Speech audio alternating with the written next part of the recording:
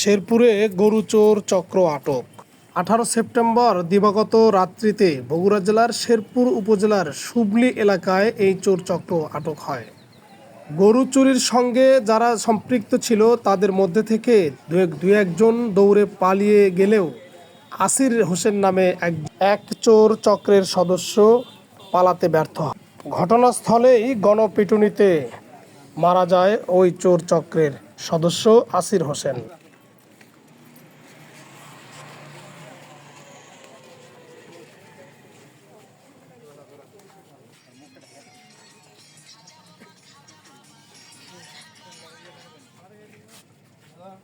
আর তো কিছু না করলে ভ্যান পাবো না, বুঝছেন? মানুষ একটু সহযোগিতা করেন, একটা ভ্যান ম্যানেজ করে দেন নাকি?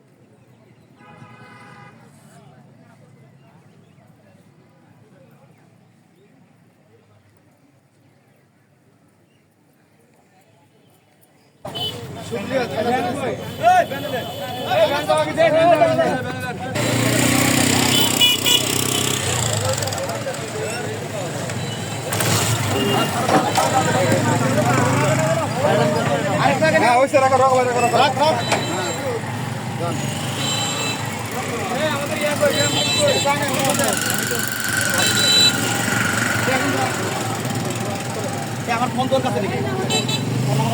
আমরা যাবেন না?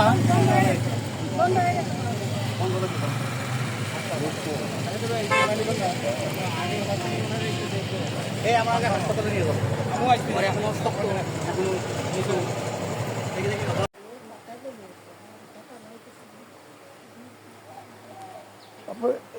কিভাবে নিল এই গরু? মানে যে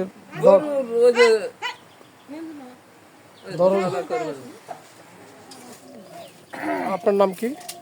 রেশমা। কি ঘটনা ঘটছিল কি কালকে রাত্রে? ঘটনা ঘটছে আপনার এই মোরা খালি ডাকাডাকি করে চোর চুরি করছে। পরে আমরা সবাই উঠে জায়গায় ঘর গলে গলে সব খুঁজকি ফেরে ফেরে দেখি যে গরু গলেত নাই। আচ্ছা, গরু গলেত নাই। ওবি চিল্লা পাল্লা করে আমরা সব উঠতেছি গরু উঠতে। পরে আবার ওপারা যায় দেখি যে গরু ধরা পড়ছে।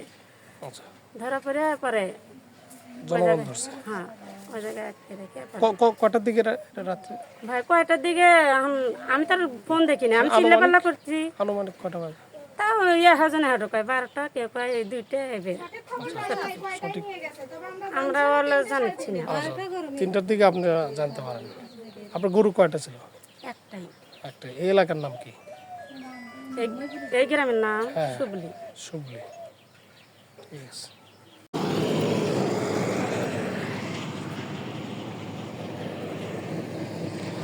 সুপ্রিয় দর্শক মণ্ডলী, আপনারা দেখছেন এই জায়গাটিতে কিন্তু গরু তোলা হচ্ছিল রাত্রে, গভীর রাত্রে।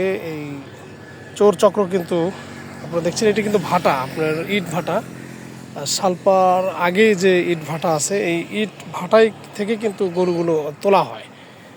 এই চক্রটি কিন্তু এখান থেকেই এই বিষয়টা কিন্তু ব্যবহার করে। আপনারা দেখছেন এখানে গরুর পাড়ার দাগ রয়েছে, এবং এই যে অসংখ্য পাড়ার দাগ রয়েছে, এবং গাড়ির চাকার দাগও কিন্তু এখানে রয়েছে।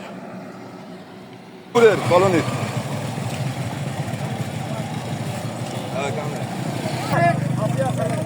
আসেন কাম শুরু হয়